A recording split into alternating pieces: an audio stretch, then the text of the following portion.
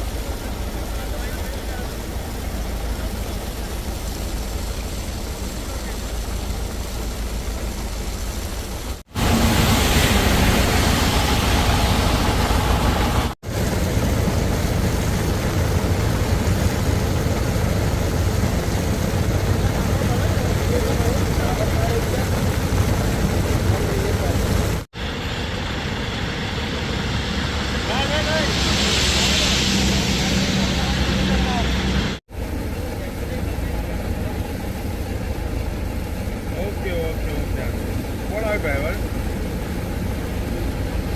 ઉઠાવે તો રાકેશ શર્મા હતો। શુભ નામ અને હોદ્દો?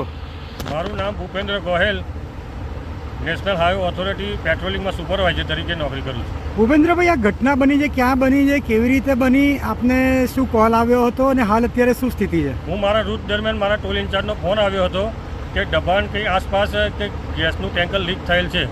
તો ત્યારબાદ અમે ત્યાં પહોંચ્યા પછી ડ્રાઈવરમાં ગાડી જોયું ટેન્કર આગળ તો લીકેજ હતું। લીકેજ જે નડિયાદ નગરપાલિકા ફાયર બ્રિગેડ ત્યાં આવી ગયેલી હતી, સ્થાનિક પોલીસને જાણ થઈ ગયેલી હતી। અમે આવીને ત્યાં ડાયવર્જન આપી અને ઓવરબ્રિજ રસ્તો બંધ કરેલો હતો। એમાં કોઈ હાલ ઈજાગ્રસ્ત કોઈ નહીં, કોઈને જાનહાનિ થઈ નથી। ટેન્કરનો ડ્રાઈવર હાલ ક્યાં છે? ટેન્કરનો ડ્રાઈવર હાલ ફરારમાં છે। પોલીસની જાણ થઈ? પોલીસની જાણ થઈ ગયેલી છે। ટેન્કરમાં અંદાજિત કેબિનમાં જોતા બિલ્ટી મળી આવે છે। બિલ્ટીમાં હાઇડ્રોલિક એસિડ જણાવે છે। એમાં એવું માલુમ પડ્યું છે વરોડાથી કંઈક ભરીને આગળ જતી હતી। ડ્રાઈવર કોઈ અતોપતો છે નહીં, ચાવી બાવી અંદર મૂકી ગયો છે। હાઇડ્રોલિક એસિડનું લીકેજ હોવાથી અમારી ગાડી તાત્કાલિક મોડી રાત્રિના કોલ મળતા અહીંયા આવીને પાણીનો મારો ચલાવ્યો। હાઇડ્રોલિક એસિડનું જ્વલન વધારે હોવાથી ત્યાં પાણીનો મારો હાલ ચલાવી રહ્યા છે। સાહેબ, કોઈ જાનહાનિ છે આગળ? ના, કોઈ જાનહાનિ નહીં, પણ રસ્તામાં આવતા જોતા એક ટ્રકે ટેન્કરને ઠોકેલ છે। પાછળ એક્સિડન્ટ થવાના કારણે લીકેજ થયેલ છે, એવું માલુમ પ્રાથમિક તબક્કે મળે છે।